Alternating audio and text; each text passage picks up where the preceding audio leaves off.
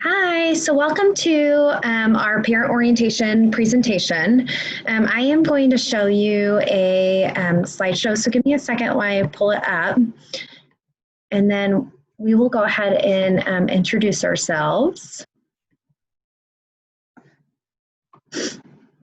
So my name obviously is Ms. Hebert, and I'm originally from New England. I was born in Japan, but spent most of my time living in either Maine, New Hampshire, Vermont, New York. I frequently go there over the summer.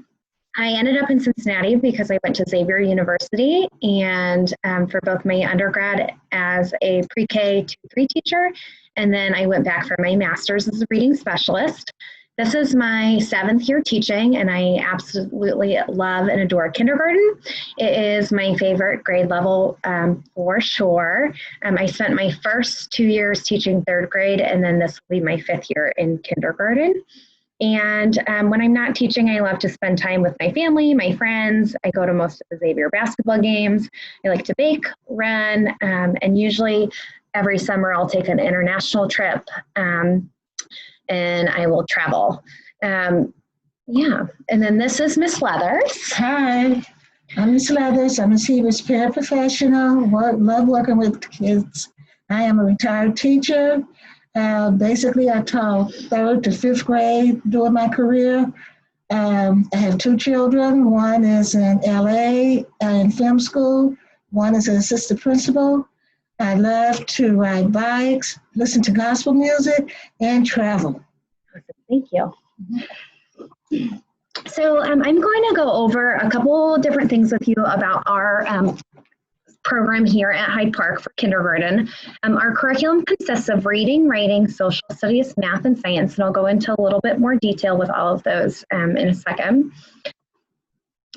This year, our schedule will obviously look a little bit different because we are starting virtually. So I'm going to go over the virtual schedule. If and when we get to come back to school, we will give you an updated schedule for what it looks like in school.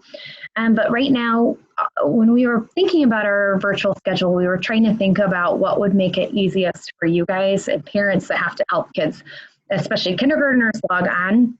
And so our current thought right now is that every morning at 8:15 to 8:30, we will do a morning meeting. This will be kind of where we touch upon social emotional, get to know each other, build those relationships that are so important in kindergarten. Then after, we will go straight into a live reading and writing lesson. Should be about half hour, maybe a little bit less at the beginning of the year. It could be as we build stamina, it could even get a little bit longer. And then after your child, so when I'm recording this video or when we're in our morning meeting, I will be also giving instructions for a follow-up activity that the students should complete on their own. At 10:05, you'll notice that we have specials. We're still kind of figuring out the specials plan, but they will rotate between gym, art, STEAM, Latin, and music. So those 5 specials are still with us, and we will still be enriching students through those. From 10:45 to 11:30, we won't get back online, but your student or child will have an independent writing activity and or fine motor work. So one of the things we really try to strive in the classroom is building those hand muscles, especially at the beginning of the year so that we're ready for writing at the end of the year. We will have a school-wide lunch this year from 11:30 to 12:15. Hopefully that will be most convenient. So if you have multiple kids in multiple grade levels, you're not having to make 3 different lunches. And then at 12:15, we will ask that your child gets help or gets back on their iPad, and we will do a live math lesson for about half hour. Again, will kind of depend on what the lesson is and in the day. And again, during that time, we'll explain a couple follow-up activities, math activities that the students are to complete. We do build in an additional break in there for your child to go out and play, just because we know that it's a really long day. And so we do like to promote 2 recesses in kindergarten. And then the last part of the day, I'll go over a little bit more, but will be choice time. So we'll give a choice board. There's a variety of either science, social studies, math, and reading activities, and your child will get to choose the learning activity they want to complete. Thursday will look a tiny bit different.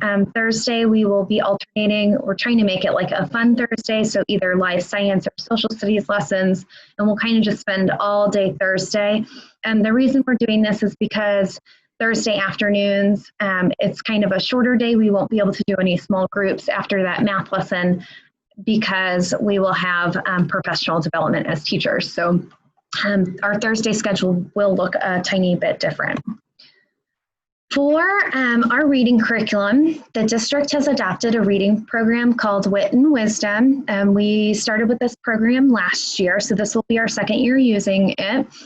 We also use a phonemic awareness and phonics program called Foundations. It's a pretty strong program in terms of teaching all the different sounds and blending sounds together. But at the same time, we like to supplement the curriculum with reading thematic books. So those books would be tied to what we're learning in social studies or science. We also do additional phonemic awareness and spelling pattern work. One of the things we think about in kindergarten is comprehension. So especially as your child starts reading, which is our goal, all children should be reading by the end of kindergarten. A lot of students can decode the words, but comprehension is really, really important too. So that's a lot of what we work on. And then I have a reading endorsement, and I'm also Orton Gillingham certified, which will be used to reteach and enrich children in our small groups. For reading at the beginning of the year, a really strong and lengthy handwriting unit, and this is building those fine motor skills. It's also the foundation of writing. You have to be able to form letters the correct way so that you can write efficiently. After we complete our handwriting unit, we will go to labeling and ordering words in sentences. So labeling would just be drawing a picture and trying to label, maybe you drew a picture of a dog, trying to hear those sounds and label that dog. And we might not get all of the sounds at first, but even if we can just put the D sound at the beginning. After we'll progress to writing sentences on our own, and towards the end of the year, we'll start writing responses to stories. We'll create our own stories and write informational pieces as well. Last year, I think it was last year, we also adopted Writing Workshop, which is a curriculum by Lucy Calkins. It encourages students to independently create and share authentic writing pieces of their own choice. So in this, we might write books or how-to pieces, stories, letters. The kids really, really enjoy this. If we come back to school, each child will have their very own writing folder, and the kids just love it. We do follow the Common Core writing standards, and as we begin to become better writers, we do use rubrics to grade writing. So our social studies curriculum, we again use the state standards in the district-wide curriculum. This is partly integrated into our reading program, and again, I know this year will look a little different, but usually if we come back to school, each child will have a composition notebook, and it will be their social studies and science journal where we will make all our investigations and do a lot of our work in. Some of the topics we focus on in kindergarten is rules, needs, and wants, the symbols of the United States, community helpers is a really fun unit that we do in the spring.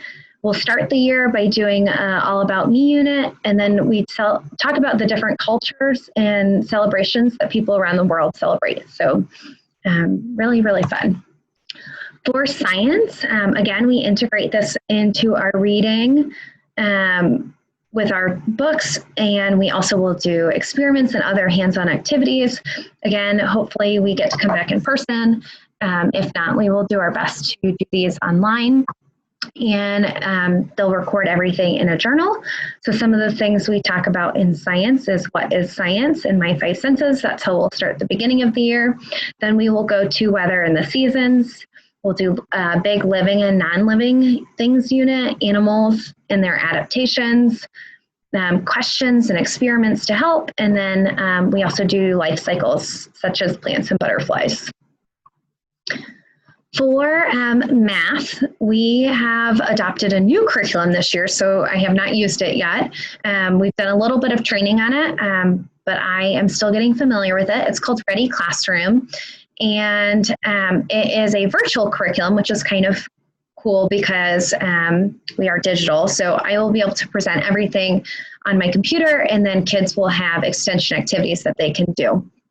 The other thing that we do pretty regularly for math is we do calendar math. We use this to help introduce and review skills. We do skip counting, numbers, shapes, more, fewer, and these skills change throughout the year. But it's a really great way to incorporate tons of different math skills into that calendar time. And then a key concept we learned this year is number sense. You might think, like, why are we still going over numbers 1 to 10?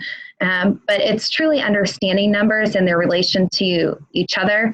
So for example, we spend a whole unit learning the different combinations of 8, the different combinations of 10. So when we think about the number 10, we can build 1 and 9, we can do 2 and 8, we can do 7 and 3, etc. So it seems like we're spending a lot of time on the same concepts over and over again, but we just dig really deep into those concepts. For assessment, again, I know this year will look a little bit different, but a couple things that we do to make sure your child's on track throughout the year is we do running records. So these are basically leveled books that your child will read at the beginning of the year. There's no expectation for reading. By the end of the year, we do hope all children are on a level C, D, just to make sure they're on track for third grade and that reading guarantee. The other assessments we do is called DIBELS.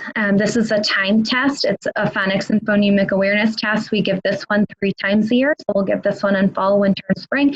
Again, just another reading benchmark to make sure your child is on track for reading.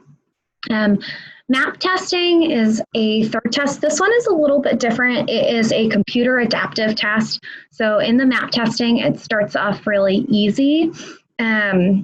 And as children get questions right, it gets a little bit harder. And as they get them wrong, it gets a little bit easier. And it just tries to pinpoint where their skill levels are at. It generates a really cool report with different areas that they need more work in or less work in.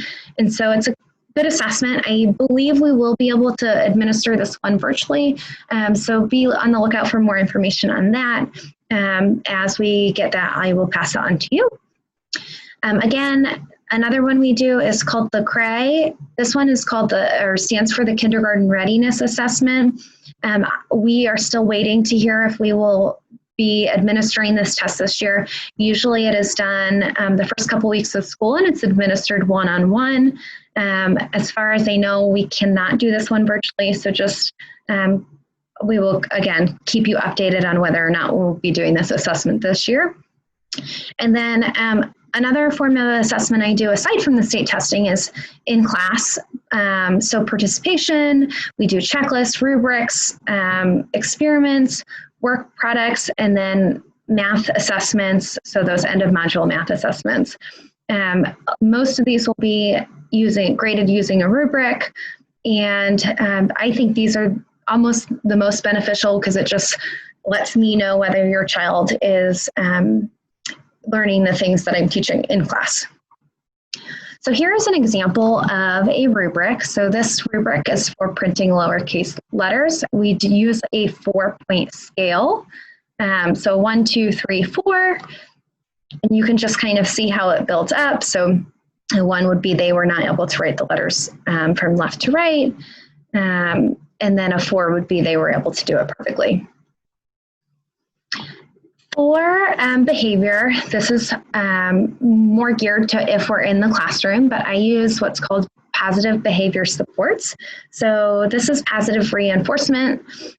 So if we're sitting on the carpet, or maybe this year if we're not at a carpet, we're sitting at our seats, distance away, and I see someone's working really hard, I will just call out that student and let them know how great they're doing. We do give bucket tickets out. So I might notice a student is doing an awesome job and say, you've been doing such a great job, here's a bucket ticket. And what that means is they just write their name on a sheet of paper, it goes into a bucket. And on Fridays, we bring those up to the office, and Miss Sunderman draws out a name and that kid picks out a prize. I'll also do different shout outs. Another thing I do is logical consequences. So I try to think about the nature of, the misbehavior. So if a student, broke all the crayons, it might be, okay, well, you can't use my crayons anymore until you show me that you can be responsible with them. I do provide unconditional love. I love, love, love all my students. I provide adult support and help. We model over and over and over again until we master different skills, both social, emotional, and behavior. I let students know limits. So what that means is that I set high expectations. They also am very clear on what's expected and what's not expected from students. And then I also acknowledge that we all make mistakes. Even I make mistakes. I like to show grace, and I know that will be extra important this year as we are navigating whatever comes from this year.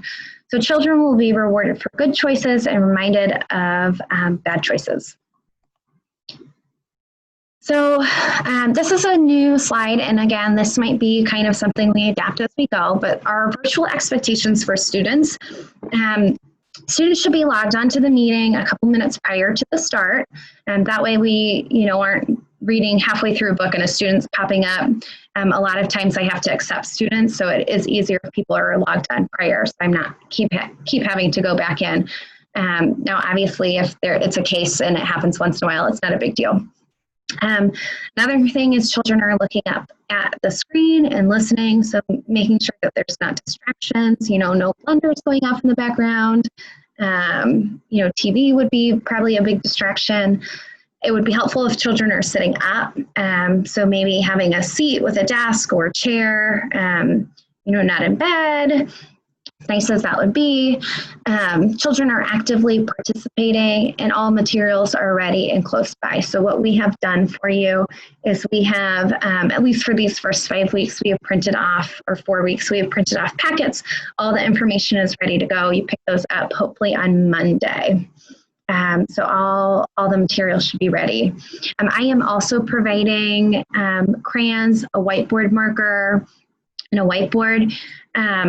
With that, some of these things are my personal items, so I am asking that those are returned when we come back to the classroom and that they're respected. I also was thinking that not included in the district supplies, but you might want to have a sock close by for the student to have to erase the whiteboard, or some other things. Maybe a thing of Play-Doh, and I'll send you a letter with this information as well. And scissors were not included, so if you could get the kids scissors for your child and just have a space where all these materials are accessible, and ideally so your child can grab them. So if you're working or in a meeting and you can't grab them, they know exactly where they are. And the other thing I would encourage you to do is, especially for like the whiteboard, is encourage it only for school time. I know a lot of kids like to draw on them, but it will be important that your student has a working whiteboard marker and that the materials don't get lost. So maybe make a little basket and say this is your school supplies. Some suggestions for you is, again, just to provide a good work area for your child, free of distractions, whether it's in their room or, just a quiet spot. Make sure that their device is charged and ready. So each child should have received an iPad. If you did not get one, I think they're doing a couple pickup days for miscellaneous days, but let me know if your child does not have an iPad and we'll make sure we get one to you. Again, help your child get logged in. We are trying our best to do just the 2 logins a day, so 8:15 and 12:15. A couple other things just to make note of is to make sure that you're letting me do the teaching and that you're not giving your child answers. I know it's really hard, especially if you're sitting there listening. You might want to be like, you know this, or go over and help them. But if you think about it, the way I understand whether or not a child is on track is by listening and assessing them. And if you're feeding them answers, then it will kind of skew my observations of them, and then I won't know to go back and reteach. So just make sure that you are not feeding those answers. Make sure you're checking your email and Schoology regularly. I do send out a Friday update every week. And in terms of turning in assignments, there's a couple times that I might have you take a picture and post to Schoology. So obviously, as kindergartners, that would be really challenging. I would ask for your assistance in that. And then if your child is struggling, please let me know. This is new for all of us. We will make the best of it, and we will, make sure it works for you and your child. So Schoology will be super important this year. I know some of the parents here probably have used it in the past. It's our district adapted program. And this year, all teachers are required to use it so that parents aren't using different platforms. Because I know that it was a big thing in the spring when we went remote, that some parents were having to log on to Schoology for their third grader and Google Meets for their first grader, and maybe Seesaw. And so the district is really pushing all teachers to use Schoology. That way, parents with multiple kids aren't having to use different platforms. So in theory, that's great. However, it's a little bit difficult for kindergartners to access, but I'm sure we can get them there. And so what this means for students is that I will show you, I won't show you, but I have created QR codes. So students, hopefully that at least eases the process to get into Schoology, but students will need to access this website daily because that's how attendance will be taken. I will also post any independent work pages if you need additional copies. And I will post the links for our live teaching. So if you just log into Schoology, you could even teach your child, you log in. This is how you log in. You push the Google Meets folder and you find our morning link and go. Other things I will post on there for you guys is I'll post my Friday updates. I will do our monthly newsletters. Excuse me. I will do any forms that have to go out and also our lessons for the week. So PowerSchool will be another system that you will be asked to use. You'll be getting the information, or I guess you should have gotten it on Monday. And PowerSchool is how we keep grades in our student information system. It's where I get access to your email. So make sure that your contact information is up to date. If you change your email or your home address, please make sure that you also change that in PowerSchool so we have your information.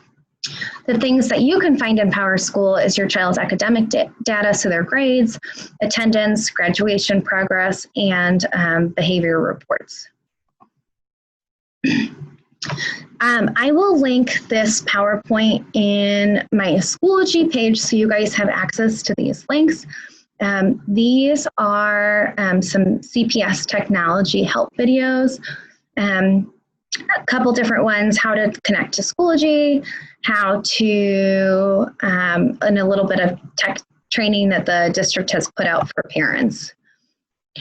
For communication, you can always message me through Schoology if you'd like. Again, I will post a bunch of different things on there. You can also email me. My email is right here. And you can also call the school phone number. Please do not hesitate to reach out with any questions or concerns. I'm going to go grab something super quickly.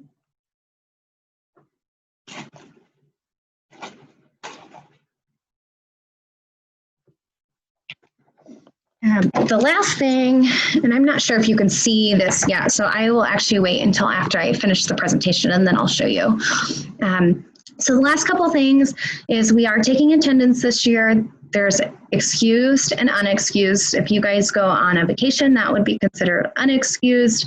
Excused would be if your child is sick. Illness, there is a district COVID and illness policy.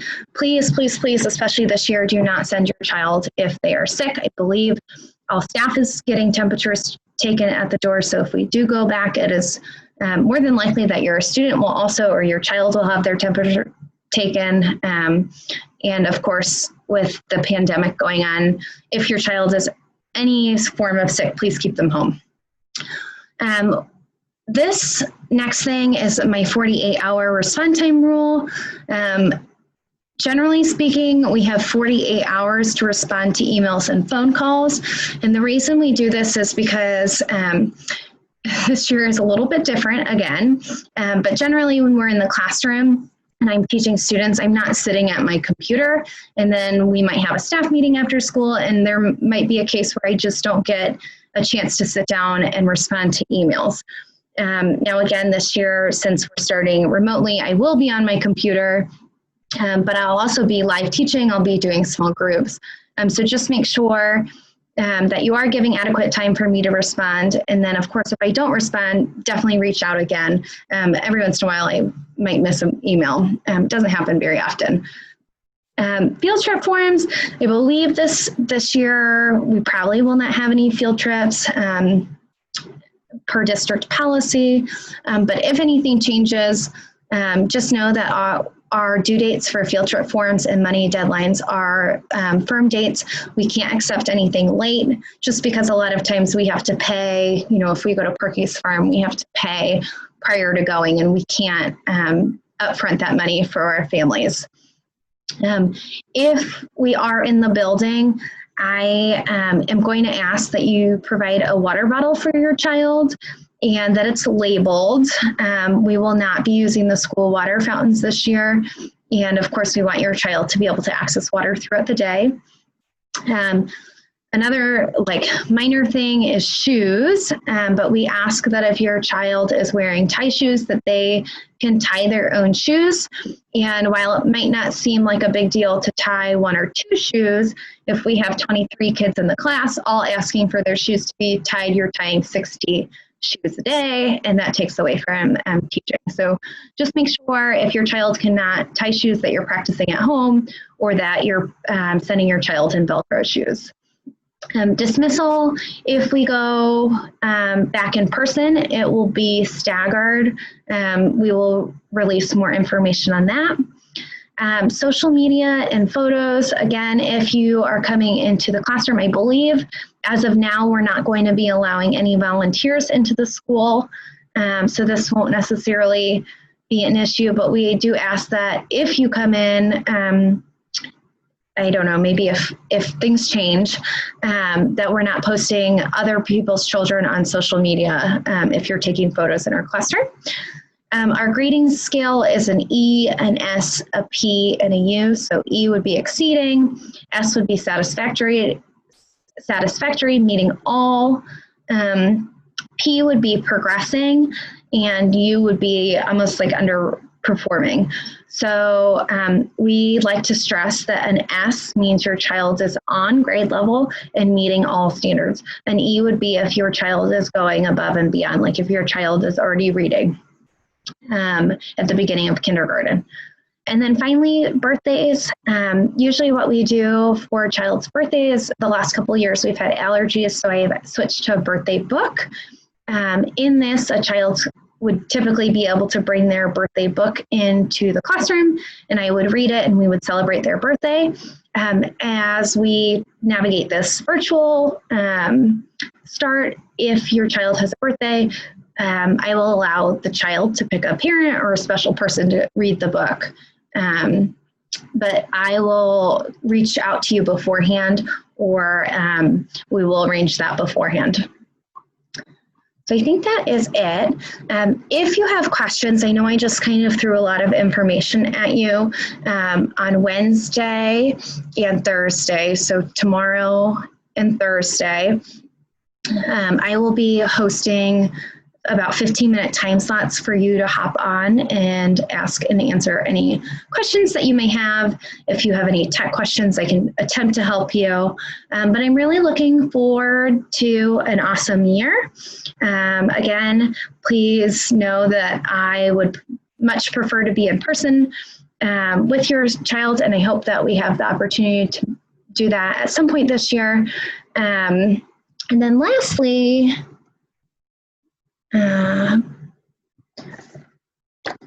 this is was also passed out. I guess it would be passed out on Monday, and this is a family guide to student success in distance learning. This was provided by the district, but just make sure you go through this. It has a ton of district information in terms of distance learning. So again, if you have any questions, please feel free to reach out to me. I'm looking forward to a great year and meeting all of your children. Thank you. Bye.